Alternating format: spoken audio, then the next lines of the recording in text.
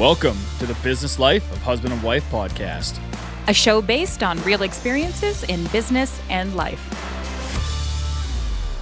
Welcome back. We're hitting up episode 68 today. Yeah. It's crazy. But for you guys that know the show, that listen, or are watching on YouTube now, we have 4 formats of our show. Yes, we do. And today we have our couples episode. So that's when we go through the ins and outs, and we like to call it the all the bouts and figure out what everybody does differently than what we do and what we do the similar. And we kind of just dive into couples and their dynamic in business. Absolutely. And then the second format of the show that we have is our expert episode. So during season 1, we had a lot of like the 101. So we have like HR specialists, marketing specialists, lawyers, accountants, that type of thing on. And then this year we're actually going more in depth.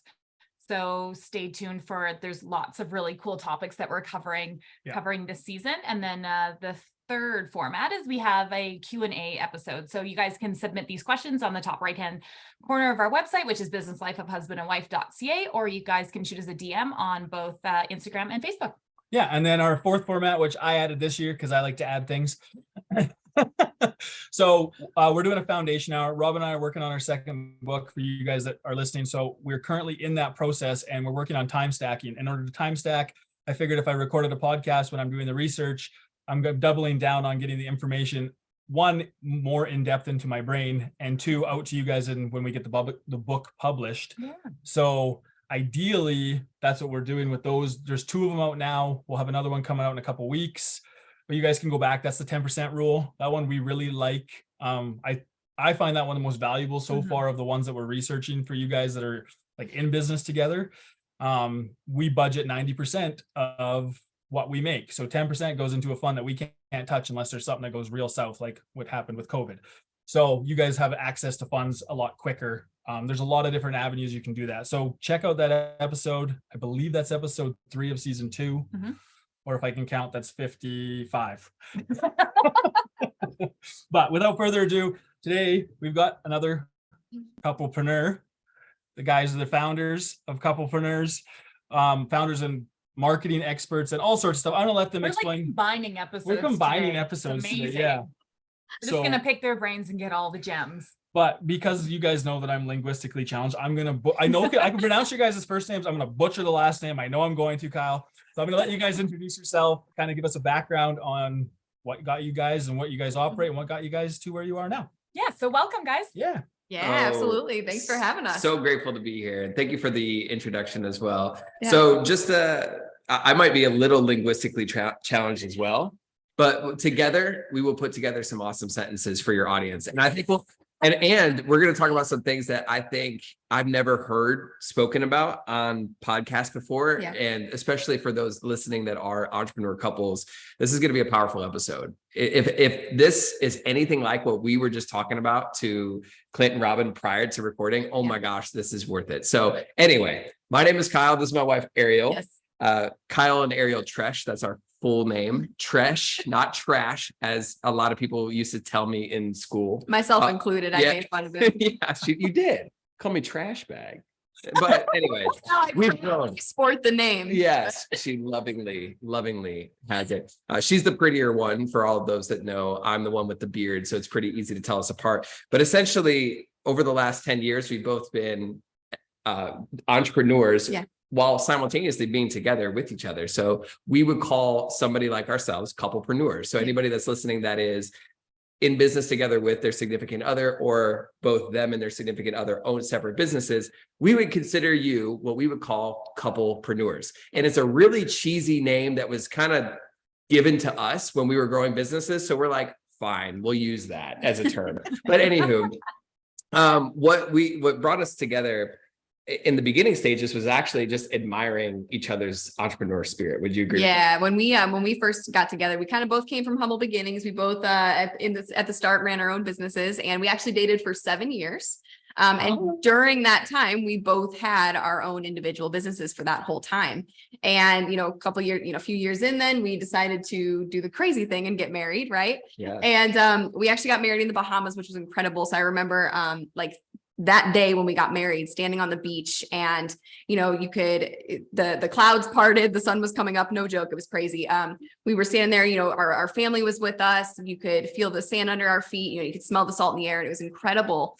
And I remember thinking that day, like, it can't get better than this. But like, at the same time, like, our relationship was so good, like, it's only going to get better from here. At least that's what we thought. That's what we thought. Yeah. That's not quite what happened at that Yeah, time. we're both entrepreneurs. We're both driven and Yeah. stubborn in some ways and have some awesome visions. It's only going to get better from here, right? Yeah. But after we got married, we were both so focused on our own pursuits that we essentially neglected our marriage. Yeah. And some of that came from, actually, at the time, Kyle had the idea that maybe I should just be his assistant because, we were both growing businesses. Why don't we just join forces? Yeah. Right? So husbands listening, if your wife is an entrepreneur like you, they don't necessarily like you trying to fit them into a box of being their assistant. Robin is just laughing over here. So this is trying to be quiet. so it's like you guys have experienced this before. And I'm sure that this is honestly a challenge that at the time we didn't really know what we were doing because we didn't know people like yourselves. We didn't know people like ourselves. There was nobody talking about the entrepreneur couple dynamic, period. So we just felt weird. We're like, ooh, wait a second. Like, you're over here on one side of the house building your business. I'm on the other side building my business. Yeah. And we feel like two ships in the night, kind of like most people have a honeymoon stage. We had an anti-honeymoon stage where we had no romance, we had no intimacy, and it got really weird. Like, if we could be real, like, it got kind of dark for a while. We're like, oh shoot, did we take a wrong turn somewhere? Like, what happened? And this whole time I thought the solution. Oh, what was that? You guys became roommates for a bit. Yeah. Exactly. Yeah. And at the time, like, me asking Ariel to be my assistant, I thought that was the smart, right answer. But as she fought against me, and I realized very quickly how dumb that was, I was like, okay, well, shoot. Yes. I remember going like, okay, well, that wasn't it. Like, what is the answer? How do we do this? And I remember, guys, like, just being in the guest room of our house, like just laying, like, literally praying out to God on the bed of the guest room, being like, God, what do we do here? How do we fix this? And I don't know if it's just, fate or the divine timing, but I got out from that prayer and I literally got out my phone and I went on social media, which, by the way, is not the place you ever go to look for answers. But anyways, I recommend to a friend. Yes. I logged onto Facebook and I saw a video that Ariel was doing at the time where she was helping her coaching clients through organic marketing strategies to grow their business. And underneath that live video, I saw all these comments from all these women telling Ariel how much her teaching has helped them. And finally, that's when it clicked. I'm like, wait a second. If I was to take her entrepreneurial brilliance and just put it under a shadow of being my assistant, I would actually be depriving her value from the rest of the world. And this was a humbling moment, but it was also a moment where I was like, oh my gosh, the scales like fell from my eyes and I like ran out of the room. And I remember I told you, I'm like, Ariel, I'm so sorry. I support you. You're an entrepreneur. I'm an entrepreneur. And then we asked a question that literally changed our entire life and our trajectory from there, which is, how can we take our individual passions and aim them towards a unified purpose? And as a result of and as a result of that, we started walking it out. We started changing the way we did business, changing the way our schedule was, changing the way that we related to one another. And it didn't happen overnight, but slowly but surely, our intimacy came back. Our vibrancy came back, our energy came back. We felt more unified than ever before. And wouldn't you know, the income plateau that we hit prior to that, because of our turmoil in business, it was completely shattered. Our businesses individually completely skyrocketed to the point where like everything was aligned again. And then some people started asking us, like, what do you guys do? How do you actually like make it work being a couple? And that's why we started the business called Couplepreneurs, which helps other entrepreneur couples use digital marketing strategies to grow their business while staying aligned as a couple first. So that's kind of what brought us to this point. And we're so excited to dive into a lot of the different harsh lessons that we learned. All those harsh lessons. So one of the things I was just going to bring up is, you guys were talking about like how you guys basically scaled. It kind of just blew up when you went together. And that's something I've always, my very first mentor ever, when I was like 18, his thing was, and this is like with investors or with business partners, not even just couples in general. Would you rather own 100% of a $200,000 company or, 20% of a $10 million company? Mm-hmm. The math is really simple on divide and conquer. Now you can do it 50-50. Sure. Because you're not getting diluted. like, well, I'm getting a little technical for people listening, but you're not like diluting yourself or your business when you're splitting with somebody who's sharing the same income and the same goals. Yes. So that was one of the ones that always hit me. And I grew up, I don't know about you guys, but I grew up like on the farm. Yeah. Worked together their entire life. So it's just natural progression for me. And we can talk about this, but yes, the I came around. that natural progression though of like learning each other's quirks and things that set them off, that you either want to poke just to start something, Kyle, just for fun, or you maybe or kind of know I tend to do that, when to navigate away from it and go the other direction so that you guys can execute. So I think the whole idea of that makes a ton of sense for me, that you guys, when you went together, the scale of everything kind of blew up. Because that's why we do it too, is I think that because Robin's skill set is a lot different than my skill set. She takes the stuff that I'm gonna absolutely probably butcher, like I would, or just not do. Well, there's that too, but I'll just kind of skip around it or move over and keep going forward, and she has to come back and kind of fix those little parts that I just IKEA, it's fine. We're missing a screw. It'll be all right. So many leftover pieces. Everything's fine. Which that doesn't really always work. No. But so for you guys getting started, when you hit that level, what were some of the things, the lessons you guys learned when you were talking about, there was some bumpy parts. What were some of the bumpy parts? We never really talk about it as couples. We always want to kind of be talk about the wins and talk about it's always like this huge positive all the time, but let's talk about some of the things that the real stuff. The real stuff that happened, that for you guys, like we can give an example if you want to. Like me and Robin, I have a rule. If I'm not your friend between 9 and 5, I'm not your business partner. I'm not, like, when we're working. I have to make logical decisions. I can't base it on emotion. For 2 or 3 years, that was a really, really tough transition conversation. Difficult for me. Every couple of days for us to have that. You don't need to be like, we don't need to argue about this. I was in my business mind and I'm thinking and I'm kind of being direct, when psychologically I know you got to have empathy and all that stuff, but businesses don't actually have feelings, and your clients are there to serve your clients. So for me, that was a big one, is I was just like, I'm very direct when I'm in business mode. Kind of get out of the way. Right. And the more I learn about my personality and why I do that, the more I'm like, oh yeah, that makes a lot more sense. But that's right. But for Robin, we don't need to deep dive there. that didn't work for her, and we had quite a few disagreements about. It did work. It was just a bit of a transition, like Clint had mentioned previously. Like, he grew up in a family where his family worked together. Like, it was just like one whole entity. I, however, did not grow up like that, so it was difficult to then see my spouse behaving differently and me not understanding that transition, because I'd never experienced it before. So for me, it was a couple year transition for me to be like, I'm good. And now it's no big deal, because we're both like that. From a farm background, you go and you move cows and you get screamed at and yelled at, and it's like, okay, nothing's personal. Nothing's personal. You're done moving cows and you're having lunch together, just talking like you. So it was, to me, it's just normal. That was just normal. Yeah. Well, one of the things that is interesting is both Ariel and I grew up.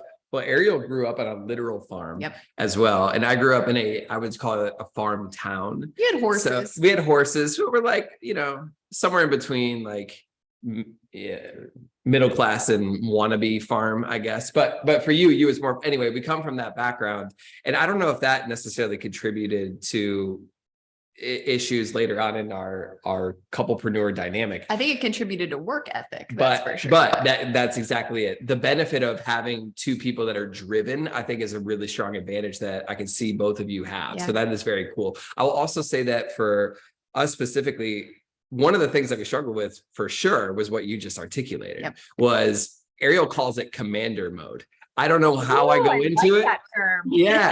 I don't know how it happens, but when I get in work mode, it's the same thing that happens. Like, I start working and I just have a list of things I need to do, and like, come hell or high water, those things are going to get done, and we're going to bust through whatever is in the way to get it done, and not meaning to do anything or to offend.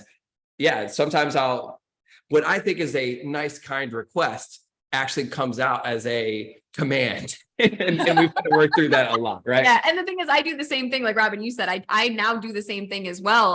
But it's also like, hey, I'm not going to be like the sexy wife during the day, because like I'm in task mode. Like That's true. I'm driving towards something as well. So we actually like now, like we call it like taking the business hat off and putting the spouse hat on, because it is like an interesting transition that has to happen. And one of the things, just speaking to Clinton, what you said in terms of the lesson, is we've found that not only do we not take things personally when we are working, but in addition to that, we actually have to have buffer times in between work and then transitioning into going on a date, or transitioning into the evening when we're having dinner together, or whatever it is that we're doing, because we have to go from that like commander mode to, okay, now we're a romantic couple. And early on, we didn't understand that at Yes. all. We just thought you could talk about business from sun up to sundown and that there's no repercussion of that until, of course, and then it's a mystery as to why like the romance is gone. Like it's a mystery as to like why we don't view each other as husband and wife anymore. We're just really good companions. Yeah. So that mystery was debunked when, you know, it was like 10:25 at night and we're talking about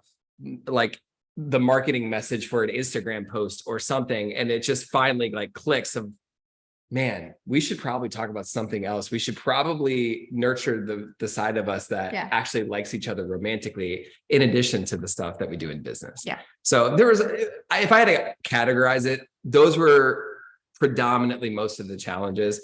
I'm going to give one more, because this was probably the second biggest one for us. Ooh. The second, I have no idea what second biggest like lesson that we had to learn was, especially having two people who were very driven, is, competition. We had a lot of competition between us of who was doing better in their business. You know, whose business was more important was the biggest one, because at the time we were running two separate businesses and they were kind of similar. They were both marketing related. And so we had some competition there, and it was specifically showed up in who's going to take their valuable time away from their business to go do the dishes, to go grocery shopping, to cook dinner, to do all of those household things that had to be done between the two of us. One of us had to do it, but whose business was less of a priority or less valuable, and they were going to sacrifice their time in the business to go do those things. And so we competed against that a lot of like, you know, well, I'm busy over here doing this, so why aren't you doing this and picking up this side of the household stuff? And so that was the biggest, I would say the second biggest thing was that competition.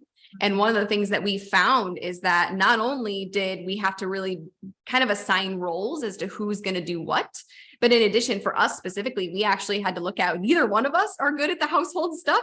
Neither one of us enjoy it. So we did outsource that in a lot of ways. Like we have, you know, a housekeeper, and, you know, we had somebody that would help meal prep meals and things like that, because between the two of us, if neither of us were going to do it, it just wasn't going to happen. And it was causing so much tension. We had to solve it. So yeah, but and the then key it to almost unlocking becomes a challenge, like Oh, who yeah. outlasts Yeah. the other one, right? Like you're already in competition, and then it becomes competition about who can wait the longest. yes, yeah. I would say though that the key to unlocking the door and solving that problem was just honestly having a mutual respect for one another. Yes. Because once we finally got to the point where we respected each other as two individual, visionary, driven entrepreneurs Who were equal in value and equal in their role. Yep. We then decided that there's no expectation we should put on each other to essentially do those household items. So if we had the ability to bring somebody in who could do the cooking, the cleaning, the housework, that makes more sense. And it also makes more sense from a dollars and cents standpoint, because any amount of time that we take out of our work that could be making upwards of like 400, 500, much more per hour, like we could easily go ahead and pay someone to do the work for us. So even to this day, we have people that work in our house. We have people that work for us and take all of that off the plate. Yep. Gosh, there's so many other harsh truths, but I just gave you some to kind of that's a great example, that second one, because that's huge. That and you talking like from the financial side, we did the same thing. I'm very much so that you see people waiting in line at Costco for fuel to save 7 cents. I'm like, no, that half an hour in that lineup is like half an hour that I can be stacking time somewhere else and making 100%. So we did that too. We hired a house cleaner 2 years ago, because both of us, it was the same thing, that I'm not doing this today. Yeah. And then you like, I'll wait the dishes. The sink just starts to build up, and then one starts to get more irritated. The next person walking by each other, giving each other side eye, versus just like, Just having an open conversation about it. Yes. Mhm. So Perfect. you guys talked about having we call it a separation point. So we have a 45-minute commute Okay. that we use to talk. So basically defuse or talk or Yeah, to amp up or whatever, decompress. whatever we need to do that day, depending on how the day went. So coming in, we kind of get amped up, and going home, it's like that. We'll talk about the business and then we're done. When we get Yeah. home, we got other things to do. We can talk about, we still talk, you guys probably do, you still talk business a little bit. Sure. It's hard not to, because you're trying to go in the same direction. Well, But and you're both passionate what do about you it, guys so. do before you Yes. switch over to like, hey, we're going out for dinner tonight, or hey, we're going to meet up with friends? Because I haven't for me, it's really tough we talked about this in the last podcast, for just to stop. I find that like when I'm starting to go at a frequency level that I'm super excited about, and I'm driving for something, don't stop me. Please don't stop me, because then it's like I got to restart this whole mindset and really get my butt in gear and kind of amp up again. So I really have a tough time with that transition. So that was a big one for us, is like I just don't like to amp down when I'm like amped up. No, Drives Yeah. me crazy. don't interrupt the process. Yeah. So yeah, there's a lot of things that because we've encountered very much the same challenges that you were describing, that I'm Yep. sure many people listening have encountered as well. And we've actually created frameworks to help us with those things. Yeah. And these are now frameworks that we teach our clients who are business owners from all over the world, who just so happen to do business with their significant other. Yeah. And one of the something you want to say? Yeah, I was gonna say, just before you go into those, in terms of Clint, what you said, and like when you're really like in the flow, you're really amped up about something, it's very hard to stop. Mhm. One of the biggest things that we found is like there's a bit of realisticness when it comes to like, we do have a schedule, we do our best to stick to it, because the other person does oftentimes depend on us. But there also are times where like we're just really we're driving towards something and we don't want to stop. The biggest thing for us has just been communicating that, like, Mhm. hey, I'm still going to keep going, so don't wait on me for anything. Like, let's figure out dinner, or like whatever needs to happen that requires the two of us to be on the same page. Mhm. But I'm going to keep going, and we just make sure that we're in agreement upon that. Yeah. So And that's the first piece, and then Well, yeah, and the second piece too is along the same line of being in agreement. What we found actually is very helpful is to come together and pre-plan out what we would call a priority hierarchy. Yes. So this is, if you've ever heard the standard like faith, family, fitness, or faith, family, finance, like that in that order, that's a very overly used example of a priority hierarchy that kind of like moves and dictates the focus of the family. But what we've done ourselves is we've established our own. We're like, okay, for us specifically, what is the most important? So, let's say it's like God first, and then our relationship second, and then health third, and then business fourth. What that means is that can be actually the compass that guides our decision making throughout the week. So here's what happens. Let's say it's 5 p.m. on Wednesday, and our health is a higher priority than our finances. If we have a choice for our business in that moment, we can either choose to keep working, or we can stop and then go to the gym. Well, if we agree ahead of time that our combined priority hierarchy is, okay, well, health is more important in this season, then we will just commit to stopping it and then go to the gym. And then lastly, I would say that for transitional times, for us, it is the gym. It's helpful for us to just get out of the house, because we work in the home, get out of the house, go to the gym, listen to some music, like just get the blood flowing, start thinking about other things. And like, we actually build that in as a transition out of work into home life. Yeah. Oh, I like that. Yeah. Mhm. I think it's very similar for a lot of people listening, and couples too, because we all do the same thing, but that transition point can be tricky. Mhm. Yeah. For sure. That open communication is what a lot of us, either our ego. So ego is always a big one. I find like, Mhm. and you kind of touched on it, like when you had that like aha moment when you're like, well, yeah, you're not my assistant. That's right. Yeah. Yep. Like you just like that ego check, and it was like, oh yeah. So that's Yep. a big one I find, like, and I don't know if it's like just the way the world works now, and how we all kind of think about like our goals and our career and everything, that we kind of have that ego. So like when you bring in a partner, you both have two egos, right? But I think it's different for couples, and this is just what I think anyway, is when you have a business partner, you've got a business partner, and they have a family and they have other goals, and so you're trying to align those. I think it's more difficult to align those when you're operating a business, and if you're married to somebody and your guys' goals you've talked about them, and when you're starting on that path, you have the same vision. Yeah. It's easier to talk about that than it is. Well, and your core values are the same as you guys stated. Like you have a very like distinct household core values that you always resort back to, and that's essentially what dictates your priorities. Yep. So it makes it significantly easier, I think, dealing with a spouse because you already know you're aligned rather than dealing with a business partner where you have to then incorporate their family core values. Details. Yep. Yeah, that's a really good point, because that actually is an advantage that we have as entrepreneurs working together with our spouses. Yeah. That maybe other people with business partners might not enjoy. I mean, there's other advantages, of course, as well. It's kind of like business with But there's benefits. also disadvantages too of you both Sure. have an income stream, right? So like a lot of like couples that work in different businesses, there's two income streams, so they can join that, and they might initially be able to make more, but on a growth model, if you're growing to the same and you're trying to grow your business, which most people are trying to, and you're not just staying at a level, your income should exponentially change when you have that partner. Right? You're not limiting yourself as an entrepreneur, like, you know what I mean? So you do have a few of those things. So that's kind of some of the things I was thinking about on that, what you guys are talking about. But the ego is one I want to talk about. For sure. Yes. So let's talk about that, because that one's tough. I think it is anyway, because we won't say it's tough, but it is tough to check your own ego. Like when you get that hit, it kind of hurts. You're like, I do that, and that's not really that, like, I shouldn't be doing that. Yeah. The key to making a beautiful feature wall like this is sourcing the proper material that just happened to be delivered to the site by the installer who brought it from a shop in Okotoks, where a crew was planing and milling material that's used for all kinds of things like barn doors, faux beams, and all sorts of custom furniture. Of course, it isn't that easy, because before milling the lumber, the nails are removed from the boards, but not before hauling the boards from another yard, which can kind of be fun to get to.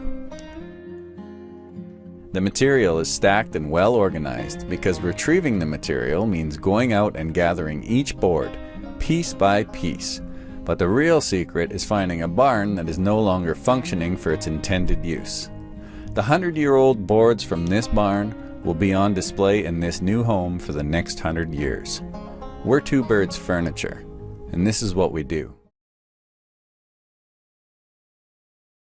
I wanted to touch back on the ego portion of our discussion, where like we have that moment where, how do we check our ego? Like, how do you guys go about it? We have a different thing, and it's that realization. So like, what was the first thing Kyle kind of talked about his first realization where he's like, oops.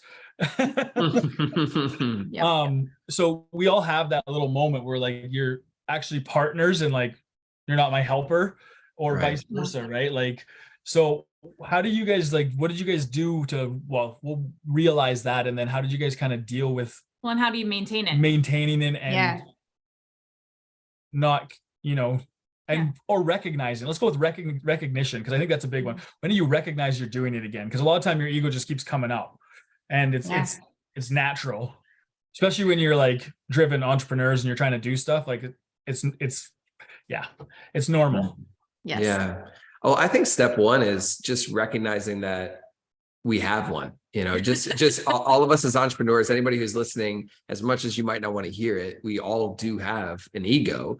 And the ego in a lot of ways can be a good protective measure to build our own sense of identity and self-worth. But the negative shadow side of having an ego is that there are times, especially in an entrepreneur couple relationship, where you believe that you are 100% right, even though you might not be. It's a crazy, wild thought. And so I think just starting with the awareness that we all have it, and on one way, it's been really helpful for us, but in another way, it can also lead to a lot of conflicts in our marital relationship. I think that once you're aware of it, step two would be to know yourself in terms of how you yourself would express your specific expression of your ego. So for example, for me, I know that because I come from a background of doing digital marketing consulting for 10 years at this point, we've built a lot of big companies, and a lot of those companies have done millions and millions of dollars based on some of the marketing campaigns we put together. Coming into working together with my significant other, I I carried some of that with me a little too strongly. And I assumed that because I had more experience, or because I built more teams, or because we drove more revenue, that my ideas as it pertains to marketing was more, credible than the ideas that Ariel would bring to the table. Yeah. But what I had to recognize very quickly was Ariel's expertise in marketing was actually very different than mine. I was working with email marketing campaigns, Facebook advertising campaigns, building marketing departments, team leadership, all that good stuff. Ariel simultaneously was working more with organic marketing. So for her, she was really good at helping stay-at-home moms build six-figure businesses using only social media. And even though I might have more experience in one area, the mistake I made and where the ego came in was believing that just because I have more experience in one area, therefore that means I have more say over this whole department and a whole domain. Yeah. When the reality is, she is able to bring things to the table that I could never do, think of, come up with on my own. And even if that wasn't the case, she brings a perspective to the table that I otherwise would not have had. So I think just recognizing how your own ego shows up makes you more aware of it. And once we discovered that specifically, from a daily basis, I personally, in the morning, I do pray to God. I do read the Bible. I do have a relationship with God. And I think that is honestly what keeps me humble, because part of my faith and my belief system reminds me that I am not here to be a dictator. I am not here to just make people do what I want to do or to be the star of the show. I'm at the best leaders on earth are those that are here to serve. And for Ariel and I, when I recognize, okay, if I can bring her up and the more I can get her gifts to shine, that's actually me fulfilling my role, not me smothering her light under some sort of egoic position. So that was kind of a long answer to what would you say to that? I would also simply just say, do you want to be right or do you want to make money? That's a good way to say it. That's a good way to simplify it. Sometimes we look at this and we're like we feel like we're so right. But then at the same time, I'm like, even though I feel like I'm right, he has a different lens and a different perspective that he's looking at it. And actually what makes us such a truly what brings the strength to our business and to our relationship is the fact that we're bringing together two completely unique perspectives and skill sets. Yep. And so instead of we need to be right, it's always, again, we kind of come back to that question, how can we make sure that we're unified in the direction, but that we're still bringing our perspectives to the table? So do you guys have any employees at all? So we have, how many team members do we have? Three. But we primarily work with agencies right now. And then, in other businesses, we've worked with team members. Yeah, I built out teams of 25 plus people, but for this new business that we started, we have about 3 people that work with us. So that's something I want to touch on, because there's the theory in entrepreneurship that you need 3 people, right? And there's all these guys talk about the 3 different people, the engineer, the visionary, right? The integrator. When you do the first hire, as a couple, what do you guys kind of look for in your skill sets? Because you guys have separate skill sets. So who do you kind of look for? Because I know who Robin and I look for, because we both know where we suck. Yeah. Because we did a SWOT analysis on ourselves to find out and really do a little deep dive on ourselves. It was it's an easy tool to test on yourself, so let's use it. So we did that. We know, but when you guys are looking for that first hire, because a lot of couples, it's great, there's 2 of you, but then what happens when you need to expand, or you need to have that next level of actual people that we were talking servant leadership that you're building up underneath you? Who do you look for to hire to help you guys in that next step? Our answer is so counterintuitive, and it's so not what most people think, but it's been very helpful for us.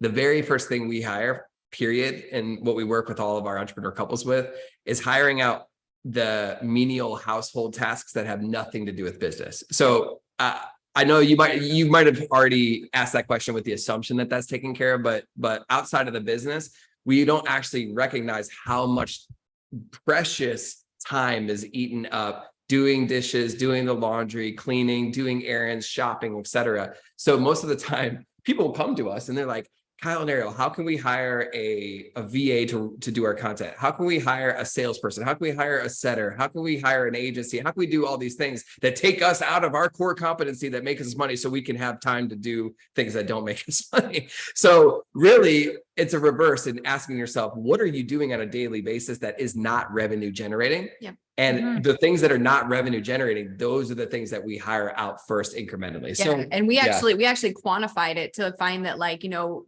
household stuff was taking between the two of us 12 to 15 hours a week, whether it's cooking food, grocery shopping, cleaning, you know, all just the basic stuff. And half the time it didn't happen. But even when it did, it was like estimated to be 12 to 15 hours. So that's where we looked to hire first, was taking those things off of our plate. Now, then in the business, we also do kind of a similar thing where it's like, okay, what else are we spending our time on that is not revenue generating? Right. Yeah. So we try to be very cognizant about getting rid of things that do make us money and hiring that out. So if Ariel and I, for example, we excel specifically in communication, in sales, in creating content together, and coaching our clients. Like, those are the areas that we have our core competencies. As we grow our business, depending on the needs of the business, we will hire people to take care of things that support the goal of the business. So, for example, in order to make sure that we still have gas in the tank as we continue to drive forward, we have a CPA that we work with that makes sure, like, we still have money. You know, it's a crazy thought. Because our focus is so heavily on revenue generation and marketing that we got to actually make sure we're managing the money that we're generating. Number two is we have somebody that helps us with the more administrative side of posting content and all that, like, techie stuff that really just takes us out of what we're doing to serve our clients and to serve our community. And then beyond that, I would look for, okay, how can we just accelerate the revenue generating activities by bringing in a setter, bringing in more people who can help on the sales side. So that way we can simultaneously increase revenue while spending more time getting our clients results. So it's kind of a holistic approach to it, but that's how we take it. Because we know, and I'll just end with this, we know that what is going to build our brand the fastest are the results that we get the couples who work with us in our program. And we're so blessed to have couples that have done $100,000 months, $300,000 months, people who are just absolutely skyrocketing in our program. And the more we could focus on getting them results, and the more we could just continuously grow our business and get the word out, the better our business will be. Yeah, that makes sense. Yeah, well, So- that's a super interesting perspective. And I'm on board with that. That's essentially how we've worked it, but we haven't broken it down like that. And I really like how you broke it down, because initially, like, when you're starting a business, like, you two are the ones that are generating the revenue, right? So as soon as you stop generating that revenue and start doing these tasks that you're not getting anything for, like, it makes so much logical sense. I'm glad that it's fine. The wording made sense for you today. We gotta get a shot in on the podcast every once in a while. Every time. Always. Well, I was going to say, I would love to hear. So I know you guys said that you have what you look for. What is it that you look for specifically with, like, your relationship dynamic and how you work together, and who do you look to delegate to? Well, it depends. So there's a follow-up question first, and then I'll ask it after. So I have a follow-up question because it's For sure. For me, I know that I look for people that can take things off my plate. That's my biggest one. The first thing, what I suck at. I always find I know what I'm good at. So I'm going to double down on the strengths. I'm going to find my weaknesses, and I'm going to find that person that can do where my weak link is. Because I know that I'm going to waste so much more time and effort. And I know there's studies on 20 hours I can learn something and I can be good at, like, not good, but I can figure it out. And then there's, good to great. And there's Malcolm Gladwell's 10,000 hours. And you can kind of go through all that entire list. Yeah. But I don't know if I need to spend that 20 hours learning how to work the back end of, let's say, Wix or WordPress to figure out how to update my website, when I could just outsource that for that. Someone takes 20 minutes, take me 20 hours. So that I always look for somebody that's going to do that for me. Or for Robin, and same. We're about efficiency. So wherever we start to find, we call it holes. Wherever we find holes, if I can plug a hole with something where I'm not very good and I can make it more efficient, then I can move on to the next task, because that's what I like to do. I don't like to stay in the same task. And we built our business around, I don't want to be in your house more than one day. Install the product in 2 hours, 4 hours, 6 hours, and figure out how to do it so we're not there. You're happy to see me and you're happy to see me go. You don't want to see me again the next day. And there's less warranties because you're not looking around at the project half done. You're not being like, is this ready? So there's a lot of frees up time, less communication for those 2 days. So there's a lot of things that I look about. I'm always about time. And that's only lately. to be honest with you, I didn't really look into it until about 3 years ago. Mm. Because I don't know about you guys, but as entrepreneurs, do you count your time for how much you're actually worth? Like, do you actually value yourself? You know what I mean? For the amount of time you put in an hourly wage, like it's $5.70 an hour. Sometimes you're like, this is ridiculous. Yep. So Oh, yeah. we don't account for sweat equity. Yeah. So that's something like in the last 3 years, like a big benefit is to actually look at the sweat equity and how much dollars you're putting out into that time. Well, like and you guys talked also about. we have found that by filling these holes, as we call them, with other professionals that come in and join our team, it has allowed us more to actually take a step back and work physically on the business rather than in the business. Yep. So then you're able to exponentially grow just because your focus is on the actual business rather than the actual tasks of the day to day. Yes. Yeah. So 100%. that's what we do. Mhm. Yeah. Love But that. it's nice Yeah. that you guys have like married the two, whereas like it also like your home life comes into that, which I really enjoy. We don't have that meld. No, we don't. No, but I think purely because we don't work from home. No, Mm. no. So we don't. I think it's different if you work in the home. Yeah. Yeah, homes are like escape. Like Yeah. we come Yeah. to work. So it's like, I'm like, our gym is in our home. I'm like, right? Yeah. Yeah. But my follow-up question for Yes. that is so we're talking about who do you kind of hire and where do you guys kind of free up time? The next thing is when you hire that person. So this is something we've never even talked about on any of these episodes is Sure. Yeah. who do they answer to? Mm. Great. Right? Because that is a great question. hard one is, do they go to Robin? It's like mom and dad. You know what I mean? Like all of a sudden, you're like, wait a minute here. Yeah. Like, so how do you not undermine each other? And how do you, so where do you define those roles with your people and how do you guys kind of do a little bit of that? mhm. So that's something we Yeah. haven't even touched on because that is something that a lot of people will try to like talk to Robin and then they'll come and talk to me about the same thing. And if she has to let me know like quickly if it's something that was serious or something they're just because I might give a different answer because I'm in a different mode doing something Yeah. different. Yeah. Well, I would say that from the team members looking at us, I think that they know we both share and hold similar authority, if you will. So either one of us can make the call. However, to be more efficient, the way that we divide up who manages who Yeah. is based on our you can call them core competencies, but I would actually just simplify it more and say our experience level. So In our roles. so for example, I'll Yeah. give you an example. We have people who work with us on the organic marketing front, and then we have people who work with us on like the paid advertising front. When it comes to somebody who might post our content for us, that person is going to report to Ariel because Ariel knows the KPIs that are responsible to drive growth on that side. And I just trust Ariel to know how to guide that person more. Yep. On the paid advertising front, when we do workshops or if we do anything that's like a bigger conversion event, when we are running ads, I'm the direct communication to the ads manager because I know how to manage the person managing our ads, which I think everyone kind of needs that as a disclaimer. But just because that's my core competency, I've been very blessed to help companies scale up advertising to over $300,000 a month. So I know how to navigate those domains and communicate the language. Yeah. So I would say that that's how we've done it. I'm not saying it's perfect as we continue to scale up. I'm sure those dynamics will cross more, but right now we just create our reporting system based on who owns the domain, and that's based on experience. Clear Yes. defined roles Mhm. Yes. and no 100%. deviance Yeah. from those roles. But Yes. that's a hard thing to do because it is Mhm. it's a lot of the times people still have that like kid in them where they want to get it's not even the kid, they want to get the answer that they want to hear. Yeah. Yeah. Right. So they're coming to you to get the answer, right? Yeah. Yeah. So like when you're doing your procedures and you're writing in your job descriptions like that has to be very clear who Yeah, the who you hierarchy report of to. who you report to. Yes. And we found that super tricky for quite a while to be on that because we're not parents yet.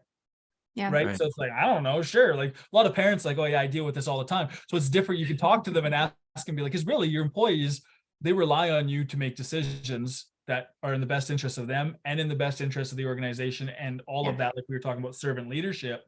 Mhm. And they literally are sometimes like your kids running like up to ask you, hey, how do I do this? Hey, I screwed this up. How do I fix it? And Mhm. that's your job, is to make sure they have what they need, and you help them fix problems, and then Yeah. they can start to fix them on their own. Mhm. Yep. But that was my big follow-up, because we've never talked about that. No. Yeah. One time have we discussed who answers to who, because in couples, like, in big organizations, it's almost like it's a faux pas. You know what I mean? You have to sign an agreement. Like, my parents had to sign an agreement when they started with a new organization. They're working together on a farm, but for a corporation, Mhm. Yeah. they need to There needs to be documentation that they're married. and Yes. there's lines and direct lines of who answers to who. And you think that that doesn't work well for like dynamics like us. We talked about that. If mama has to answer to dad, well, that usually isn't how life works. I don't Yeah. know. Yep. It's the other way around. So it is a different school of thought from like a corporate structure. Yeah. Sure. We're a couple in business. So we found it, and I want to ask you guys, I don't know, when we were first looking for investors and doing pitch decks and going to different events on basically venture capitalism, we were getting shunned because we were a statistic of chances of getting divorced and having to deal with an issue Yeah. Mhm. was going to be a problem. So do you guys find that you guys get that a little bit, like where there's like people are like, oh, statistically, you guys will be done in 5 years, you're not going to make it? And what are some of the things you guys have heard or deal with on that aspect? Because I know we get it quite a bit still too. Wow. I get it more. Yeah, Robin gets it more too, and I don't know. We can talk about that. You want to talk about that? No. one? She gets asked all the time because she doesn't want to. But how does it feel to work in her husband's company? And that, I mean, just Oh yeah. That one gets under my skin. I'm like, Yeah. I don't want to talk about it. For good reason. Yeah. Yeah. When I had my own separate business from Kyle before we had this business, a big one that I would get from family, from friends is, how's your little business going? Followed by, well, you're lucky you have Kyle to financially support you so you can, go do, the fun things that you want to do. That's crazy. So that was a big one for me. And now that we're in business together, I can't say that we've had it in the same way, Mhm. but I do think that there are a lot of people that view it a little bit more as Kyle's business, also because he is more of the extroverted, talkative person. So oftentimes he is like kind of the front runner just because he's the first person to talk. That's a strength of his. And so I do think that is, ironically, people haven't communicated it to us as much now that we're in business together versus when we were separate. Yeah, when we were separate, it was a much bigger Yes. issue. And we've even gotten compliments from people that know us online, follow us, or even clients of ours that say that we present ourselves with such a united front Yeah. that no one's going to mess with us. Like, and I'm actually very grateful that we have that. Like, people would be very unwise to try to get in between Ariel and I. Yeah. Like, it would just be a very dumb idea. So I think that is something that we've learned and a strength we built in a unity together. But to your point, I think culture at large looks at any sort of committed monogamous relationship and thinks, if you guys are posting wonderful pictures of yourselves online, that, oh, good for them, except it probably won't last. It probably won't succeed. The business will probably go down. So I think this is more of a cultural narrative than anything else, that Yeah. to be 100% real is just based upon other people's projected fear of and being threatened by the fact that you are looking at people who are in a really good relationship and do have a thriving business. And that challenges the ego of everybody who might be watching and doesn't necessarily have that. So that's challenging. And I think that just like, I'll give you an example of how this plays out in culture. Have you guys ever watched a movie from Hollywood where the rich person wasn't the bad guy? I'm like, I can't think, Benny. Right?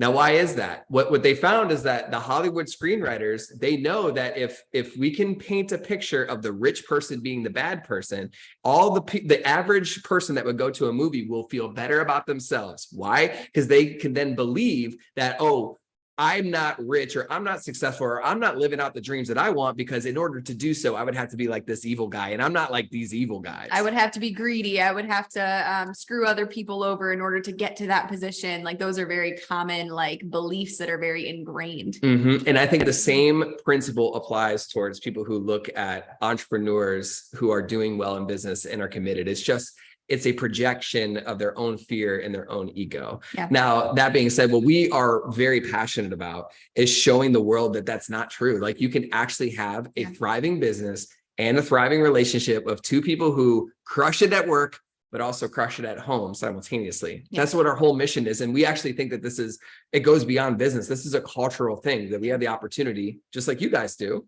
to show the world that you can have a thriving business and a thriving relationship at the same time. Yeah. And it can last, and you can stay committed. And we all have the opportunity to be role models for that exact thing. Yeah. And Clint, to your point as well, when like people look at it as a risk, we actually want to show that it's an asset. It's an asset because you're bringing two people together that, like you said earlier, are on the same mission. They, you know, they're driving in one direction, and that's the asset versus people just automatically assuming it is a risk. Yeah.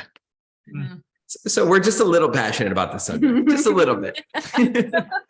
But I think you kind of, you need to be, because there's a chip on your shoulder a little bit, because it used to be the norm. Yeah. Right. Mhm.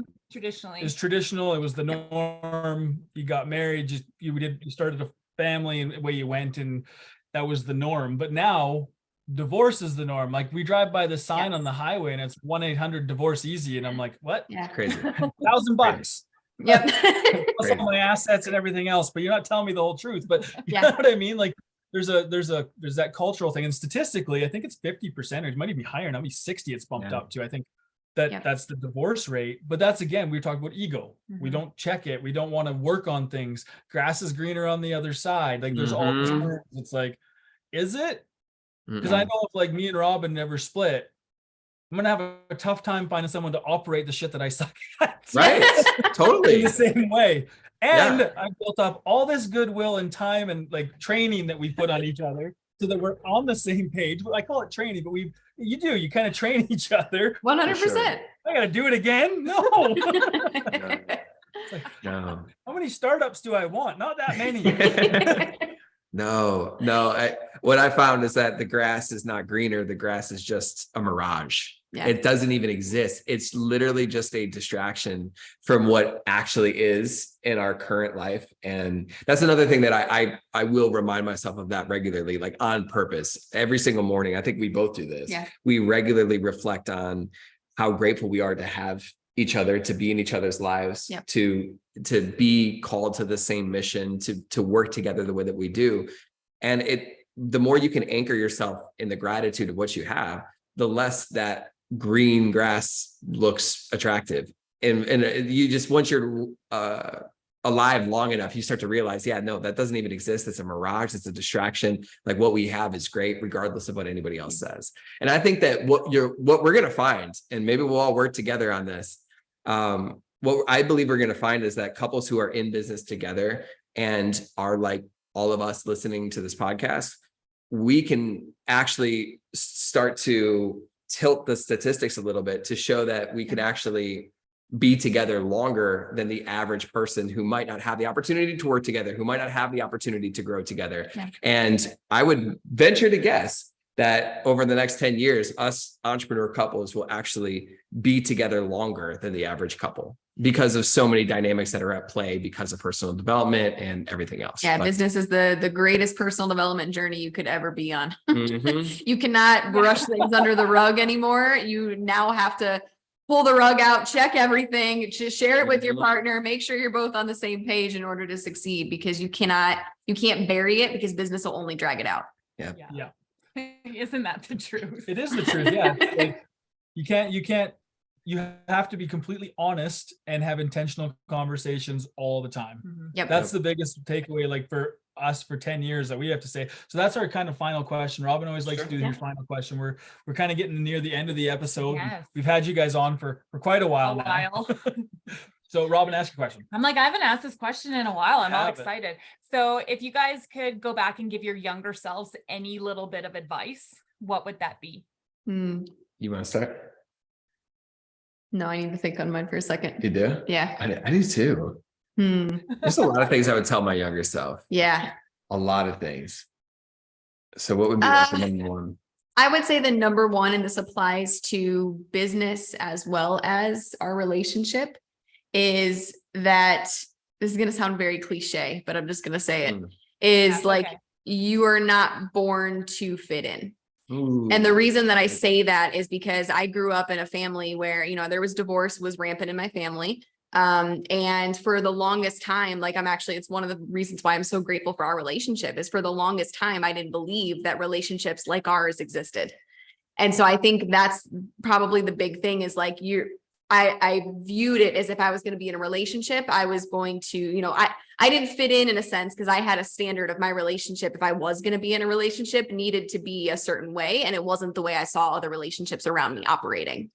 So for me, I felt like it just wasn't possible to reach the standard. And so today I would say like, as it relates to your relationship, you weren't made to, you know, have what everybody else had. You had something better. Mhm. And then the same goes for business as well. Because I think when people are starting businesses and myself included, there was, you know, fears as to, well, nobody believes in you. Usually when you start, everybody thinks you're crazy.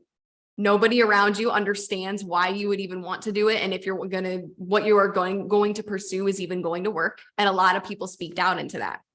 And for a while I questioned, like, why do I not have the same dreams as everybody else around me? Why do I not want to just go to college and get a job or do the normal things?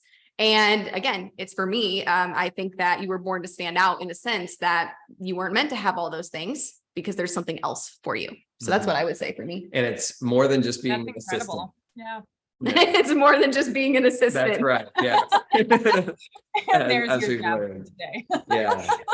Well, I cannot top that, I don't think, but I will say that honestly, if I had to tell my younger self something, I would let that person know that the challenges that my younger self was going through and the challenges that everybody is going through, those challenges and those struggles in our life are, number one, just temporary. So they don't last forever. And I think when you're in a challenge, you feel our minds will project this to be just how the future is going to be. And now that I have the wisdom to look back, I recognize our challenges are temporary, but more importantly, number two, those challenges, I believe, are allowed in our lives to grow us into the types of people that can then turn back around towards people who are going through the same exact challenge and help them. Yeah. And a lot of times what we tell our clients is we took the stairs so we can offer them the elevator. Yeah. And not only does this show up in a client coaching relationship, but this also shows up in personal relationships. I'm so blessed to have people that call me when they're going through certain things. And I can't tell you, almost every single day now, I'm able to help and offer advice to people, not based on what I read in a book, not based on just what I think might work, but actually going back to a similar experience that I went through, a similar pain that I've overcome, and sharing that wisdom. So anybody watching this, if you're going through a hard time right now, whether it's in business or in your relationship or anything in life, most likely you are going to be able to find comfort so that you can turn around and comfort somebody else. Yeah. I like that. Yeah. Yeah. Well, that's it. I like that too. Yeah, those are good. Yeah. Well done, guys, on the spot. You got it. This Hey, is a that's tricky one because Yeah. it's We a thrive tricky under one. pressure. we love the There you go. Yeah. Like all entrepreneurs do. The more for pressure, sure. the better. Yeah. 100%. Try not to. So for our listeners and everybody watching, where can everybody find you guys, and where's the best way to reach out, and some of the things that you guys offer and some of the programs you guys have? Yeah. So in terms of how people can connect with us, so the first way would be on Instagram. So it's instagram.com/couplepreneurs. So it's like couple and then preneurs. And then we also have a Facebook group, and the Facebook group is called Successful Couples in Business. So if you just go to the Facebook group search bar and just search Successful Couples in Business, we should pop up. We're like the only group for entrepreneur couples that we know of that specifically focuses on business growth. So that's how they can connect with us on Facebook. And then, Yeah. And anybody that's listening to this, we would love to get to know you, hear your story. And if there's any opportunity that exists for us to support you on your journey, just let us know. You can just send us a message on Instagram. Yeah. Let us know that you heard us on this podcast with Clint and Robin. So that way we know where you came from. And we'd just love to hear your story. Of course, we do have mentorship programs, we have events, we have all that good stuff, but honestly, we don't want to offer that unless we believe it would be a good fit to somebody. So for anyone watching, we'd love to just get to know you and introduce you to our whole community of entrepreneur couples that can do life together, because there's not, we can feel weird and isolated when we're on our own, right? Yeah. Like I know of Ariel and I at first, we thought we were the weird ones, two entrepreneurs in one relationship. Now we're starting to realize there are other weird people like us out there. And so we started a whole community for those people. It's one thing when you're an entrepreneur and you still kind of feel like the odd person out, because not everybody's an entrepreneur. Not everybody understands that journey. It's another level of complexity when you are two entrepreneurs in one relationship. And now you have to try to connect with people who don't understand or jive with entrepreneurship, and also don't understand why both of you would be crazy enough to do it. So, So we will remove that barrier for Yes. y'all. Introduce you to many, many other entrepreneur couples like you. Amazing. I appreciate you guys coming on. It was awesome. Yeah. Thank you so much for joining us. Yeah. thank you Yeah, for great having experience. us. Yeah. A lot of great insight for everybody listening. I will put all of your guys' handles in the links in the Okay. episode. So Perfect. you guys can find them on YouTube, and you'll be able to find those links on Apple, Spotify, wherever you guys listen to the audio. And Yeah. again, guys, thanks for listening. Thanks for tuning in, and I'll get you next time. Thank you. See you guys. Thanks for listening, everybody. As always, like, share, and subscribe to help us grow the show.